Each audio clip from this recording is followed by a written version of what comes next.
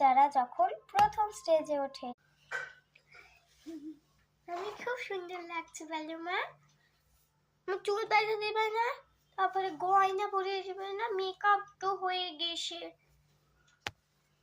হ্যাঁ দিব তো, তারা একটু ধৈর্য ধর। প্রথমে চুলগুলো বেঁধে দিই।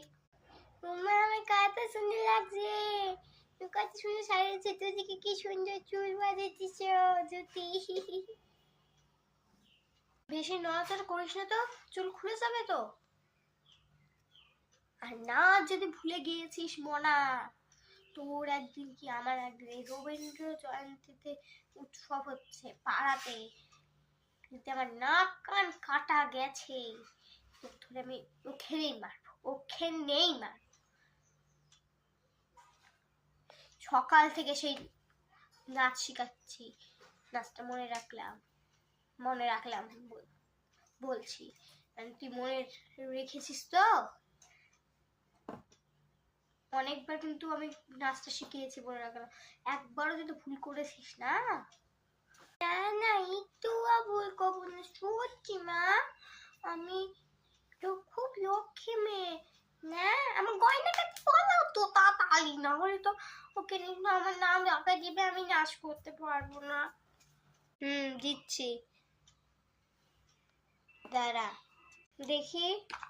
এই যে এই দুটো চুড়ি পরাবো, আর এই যে এই মালাটা পরাবো, এই যে এটা সুন্দর না মালাটা, খুব সুন্দর, এটা আমার একটা মালা। আর এই আংটিটা পরাবো, দাঁড়া কই গেল এই তো আংটিটা, এই যে এই আংটিটা। তোর তো কান পুরুন, তাহলে কানেও পরিয়ে দিত। দাঁড়া ঢুকোতে হবে না, একটা কিছু তুই হারিয়েছিস, তোর একদিন কি আমার একদিন, বলে রাখলাম। আমার কি সুন্দর লাগছে, মেলাটা সুন্দর।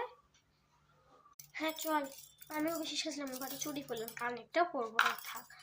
এই ছাইটা পরেছে, অর্ধেক একটু হালকা পাতলা করে একটু সেজেছি। চল নাম ডেকে নিলে কিন্তু আর নাচ করতে পারবি না। নমস্কার, আমার নাম টেপি দাস। আমি আজকে একটি নাচ করব। নাচের নাম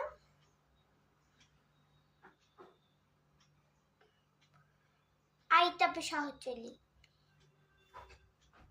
আইতাপে সহচলি, হাতে হাত